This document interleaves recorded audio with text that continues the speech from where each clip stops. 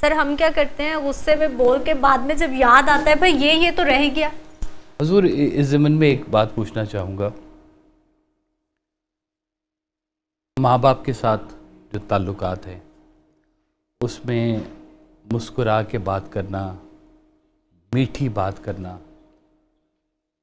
تو اس پہ بھی تھوڑی سی آپ نے ذرا روشنی فرمانی ہے، کیونکہ ایک تو ہمارا ہے نا باہر کا طبقہ جو ہمارے گھر کے قریبی لوگ ہیں، ان کے ساتھ یہ سارا حسن سلوک کرنا یہ کتنا ضروری ہے. نبی پاک صلی اللہ علیہ وسلم فرماتے ہیں کہ جو بیٹا اپنے ماں باپ کی طرف مسکرا کے خوش ہو کر ایک دفعہ دیکھتا ہے، اللہ تبارک و تعالیٰ اس کو ایک حج اور ایک مقبول عمرے کا ثواب عطا فرماتا ہے. سبحان اللہ، سبحان اللہ. مقبول حج، جو 15 لاکھ روپیہ لگا کے حج کرنے کے لیے جائے گا وہ یہ نہیں کہہ سکتا کہ مقبول حج کر کے آیا.